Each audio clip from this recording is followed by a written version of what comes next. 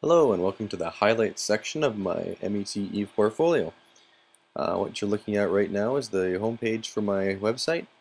As you scroll through, I'm sure you've already been here since you've made it to the second tab already, but this is the homepage, talks about the purpose and the audience and the objectives of the portfolio.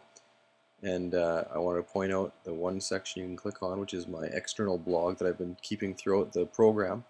And if you click on that, it opens in a new window, and you can have a look at all the assignments I've done and the reflections I've done throughout the time I've been taking this course back to the first ones I took a couple of years ago.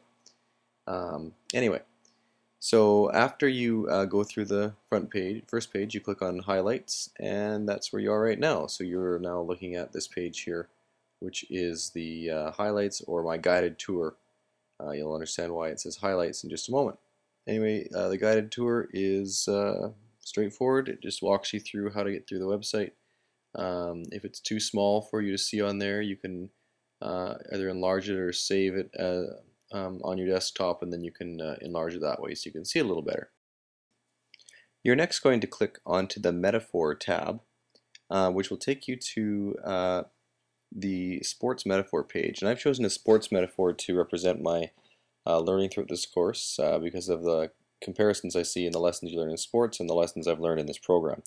And this first page, which is metaphor, it takes you through a number of different ways that I see the program relating to sports. The first one is training here, and you can see that there's a video that's associated with each of these pages.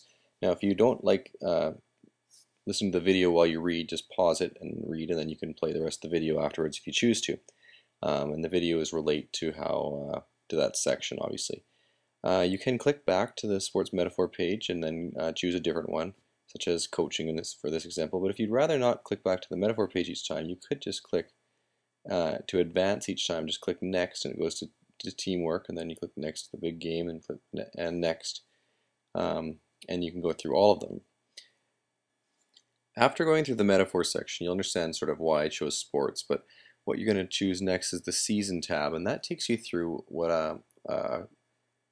I consider the MET program to be like, which is like a long sports season for me that lasted a couple of years.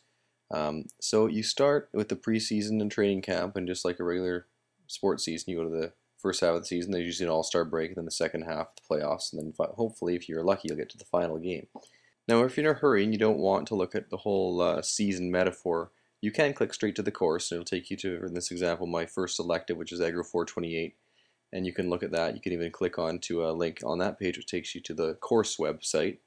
You can see there, and you can go back. Anyway, but what I suggest you do is go back to the season, and the season you start by clicking on the preseason training camp, which takes you a page that shows you exactly how this first course was like a preseason or training camp to me. After that, you can go ahead and click on the bottom there where it says click to see my reflection on artifacts for 428. And that takes you to that same page you were just at, which talks a little bit about the course itself and any artifacts that go along with it. You can then click back to the season if you'd like, and then click to the next one.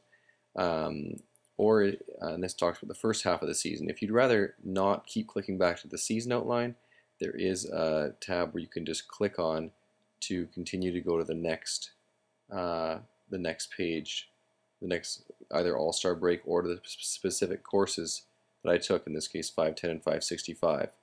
But here I'm going to click on the all-star break tab, which takes to the next description of how this course, which is my other elective, was like an all-star break for me in this program. And at the bottom again, you can click to see my reflections. Let's go to the second half of the season, which is usually the most grueling part of the season. And there's 3 courses in this section, and they were all very difficult courses, as you can see.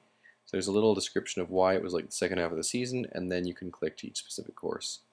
The final game page takes you to this course 590.